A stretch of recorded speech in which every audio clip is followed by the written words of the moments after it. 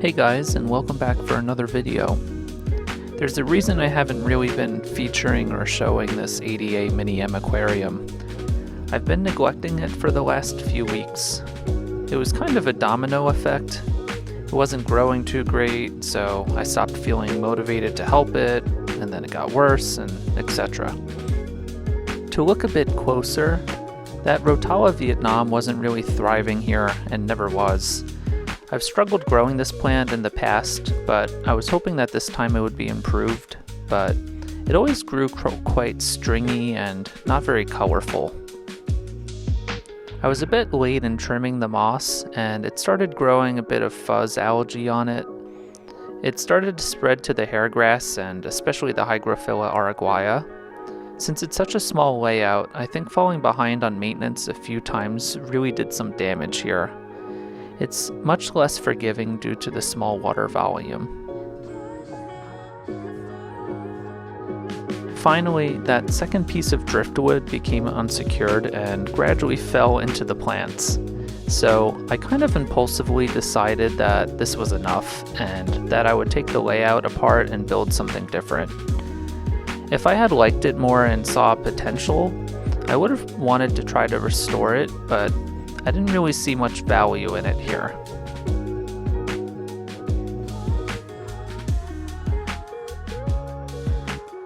Taking down a small aquarium like this is much more reasonable. I just wiped down the glass and removed the Hardscape plants. I was hoping to salvage a lot of the plants, but that fuzz algae was worse than I thought, so I opted to just discard most of it to play it safe.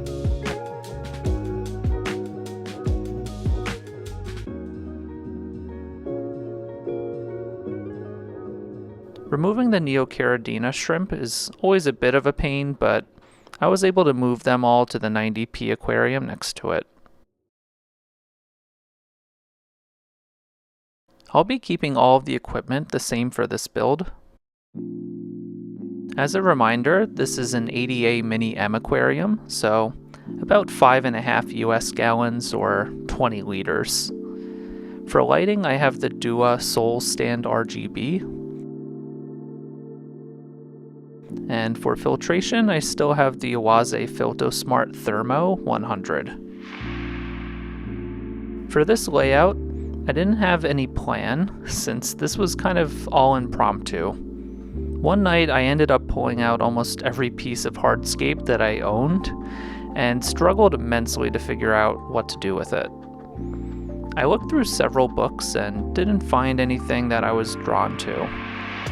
This kind of shows the importance of having an inspiration and taking your time.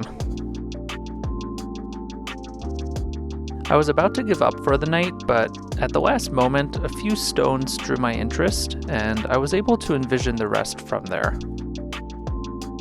This is kind of a leftover build, and what I mean by that is, I just had enough of the Power Sand Basic S, Amazonia version 2, and later you'll see that I'm only using leftover plants as well.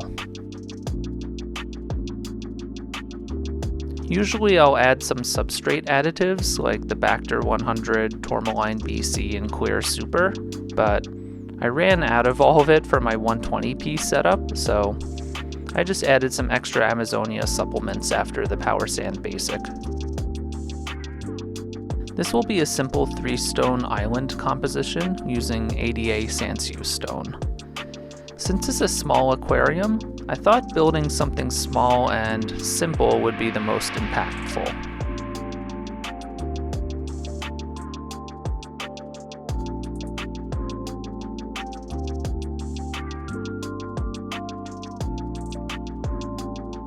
I really liked this main stone.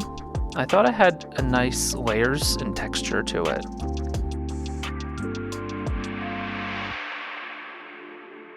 The second stone is placed slightly in front and kind of acts as a support for the main stone.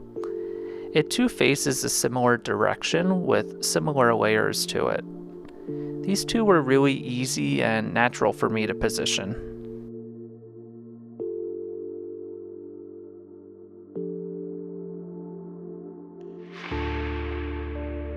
I can't say the same for the third stone. It required a lot of trial and error.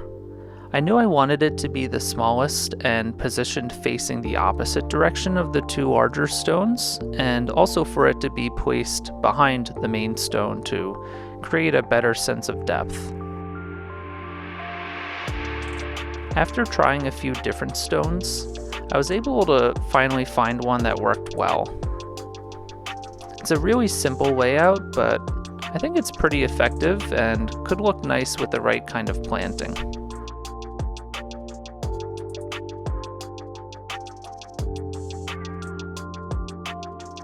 I actually ran out of Amazonia version 2 at this point, but thankfully I had some leftover Amazonia version 2 powder type, so I add a bit of it in the foreground to help with planting, and then build up the background soil height a bit with it.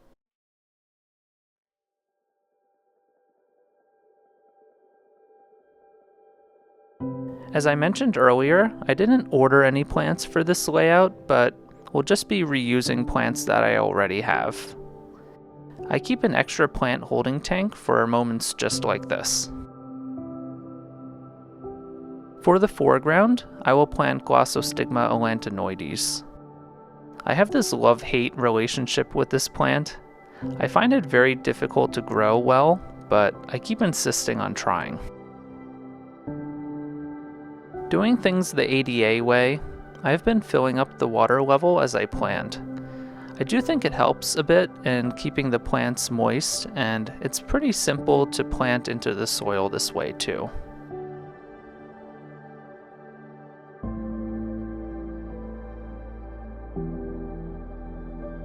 The second plant I have is Helanthium tenellum broadleaf, which has become a favorite plant of mine lately. I just removed a bunch of it from my 90p aquarium while trimming, so I had more than enough to work in here.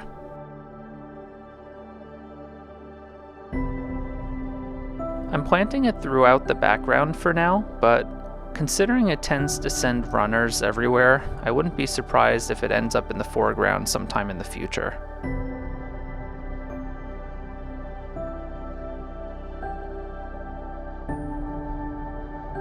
Finally, I have just a bit of Eleocharis acicularis, which is the mid-sized hairgrass. Here's my strategy or experiment. Depends on how you look at it.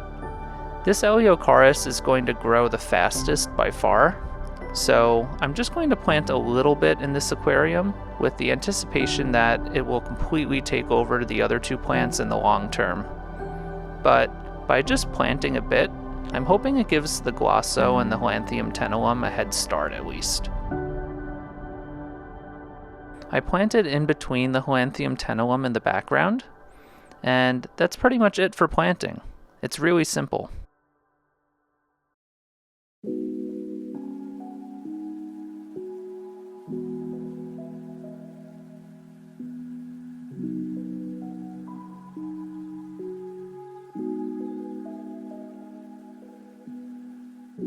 As I fill up the water very slowly, I set up the ADA Advanced CO2 System Forest.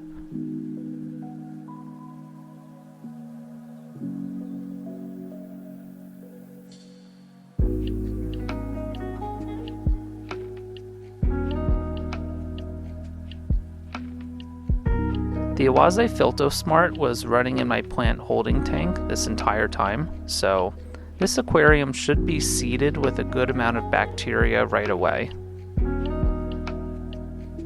Despite this, I will be treating the aquarium as if it's brand new, and we'll be doing several large water changes pretty much every other day for at least a few weeks to ensure it matures and well before adding any livestock. I'll also be dosing Seachem Stability daily for the first week or two.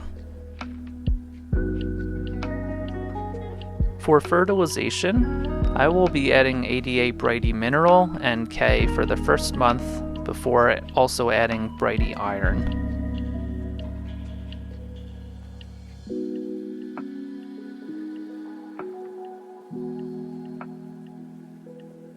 Let me know what livestock you think I should add to this aquarium. I'll have to be considerate of the small water volume, despite it having a really strong filtration. I'll definitely be posting more updates about this aquarium in the coming weeks. If you enjoyed the video, please consider subscribing to my channel and following my Instagram, Anemone Aquascaping. So that way you can follow along with all of the things going on in my aquarium gallery and hobby. Thanks as always for watching, and I'll see you guys next time.